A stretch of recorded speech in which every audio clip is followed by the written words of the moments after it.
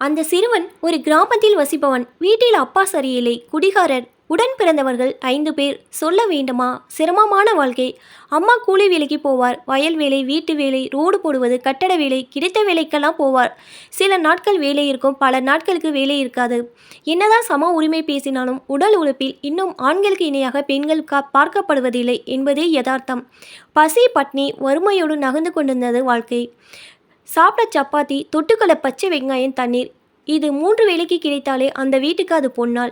இரவு சாக்க விரித்து தான் படுப்பார்கள். இந்த கஷ்டமான சூழலில் ஏதோ ஒரு மன உறுதியில் அந்த சிறுவனை பள்ளிக்கு அனுப்பி கொண்டிருந்தான் அவன் அம்மா. ஒரு நாள் அவன் பள்ளி இருந்தபோது மழை பிடித்து கொண்டது. வெளுத்து வாங்கிய மழை பூமியை புரட்டி போடுவது போல பெய்து கொண்டிருந்தது. அவன் வீட்டுக்கு போகும் வழியில் இருந்த ஆற்றில் வெள்ளம் கரை புரண்டு ஓடிக்கொண்டிருந்தது. அதை தாண்டிதான் அவனால் வீட்டுக்கு போக முடியும். அருகில் இருந்து வந்திருந்த மாணவர்களை தவிர அந்த சிறுவனும் வேறு சில மாணவர்களும் பள்ளியிலே மாட்டிக்கொண்டார்கள். அன்று இரவு அவன் தன் நண்பர்களில் ஒருவன் வீட்டில் தங்கி கொண்டான். அடுத்த நாள் மழை நின்றது. ஆற்றிலும் வெள்ளம் வடிந்து விட்டதாக சொன்னார்கள். அந்த சிறுவன், அவனுடைய நண்பன் இருவரும் கிளம்பினார்கள். சிறுவனை பத்திரமாக வீட்டில் கொண்டு போய் சேர்ப்பதற்காக நண்பனின் தந்தையும் உடன் வந்தார். சிறுவனுக்கு பசி வைத்து கிள்ளியது.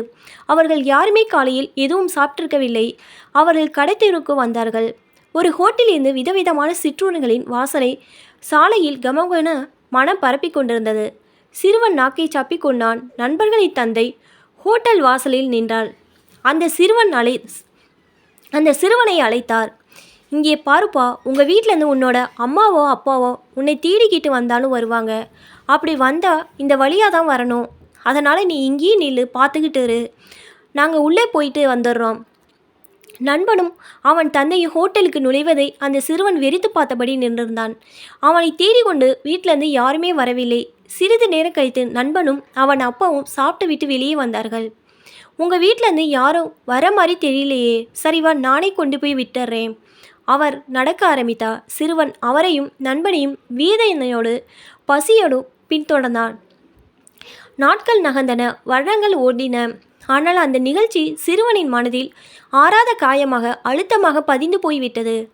இதற்கு பதிலுக்கு ஏதாவது செய்தியாக வேண்டும் என்று அவன் அப்போதே முடிவெடுத்திருந்தான். அவனுக்கு இருந்த ஒரே வழி ஜெயித்து காட்டுவது. அதற்கு பாடங்களை படித்து தேர்வது. படிப்பிலே மூழ்கி கிடந்தான். நண்பர்களின் பழைய கிழிந்த உடைகளை தான் அணிந்திருப்பான்.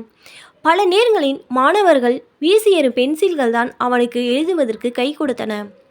படிப்பில் கில்லி என்ற நற்பெயர் அவனுக்கு கை கொடுத்தது. விமானப்படையில் வேலைக்கு சேரும் அளவுக்கு உயர்த்திவிட்டது. 10 ஆண்டுகள் விமானப்படையில் பணிபுரிந்த பிறகு ஓய்வு பெற்றான். இப்போது அந்த சிறுவன் அல்ல, அவர் ஒரு பன்னாட்டு நிறுவனத்தில் உயர் பதவியில் இருக்கிறார். பல நாடுகளுக்கு போய் வந்துவிட்டார். ஒரு வருடத்துக்கு 6 மாதங்களுக்கு தான் வேலை என்றாலும் வருமானம் டாலராக கொட்டுகிறது. அவருடைய நண்பரின் மகளுக்கு சமீபத்தில் திருமணம் நடந்தது. அதற்காக நண்பருக்கு பெருந்தொகை ஒன்றை கொடுத்தார் அவர். அந்த நண்பர் வேறு யாரும் இல்லை, அவரை வாசலில் நிறுத்திவிட்டு அப்பாவோடு சாப்பிட சென்ற அதே நண்பர். அந்த தொகையை மட்டும் அவர் கொடுக்காமல் இருந்திருந்தால் அந்த பெண்ணுக்கு திருமணமே நடந்திருக்காது. என்னை பொறுத்தவரை ஒருவரை பழிவாங்க வாழ்க்கையில் வெற்றி பெறுவதுதான் சிறந்த வழி. அவர் இவ்வளோ உயர்ந்திருந்தாலும் தன் பூர்வீகத்தை மறக்கவில்லை.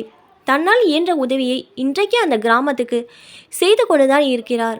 அந்த கிராமமே அவரை மரியாதையோடு பார்க்கிறது. நண்பர் சொல்லி முடித்தார். நான் அவரிடம் கேட்டேன், யார் அந்த மனிதர்? நண்பர் மெல்லிய புன்னகையோடு சொன்னார், என் அப்பா.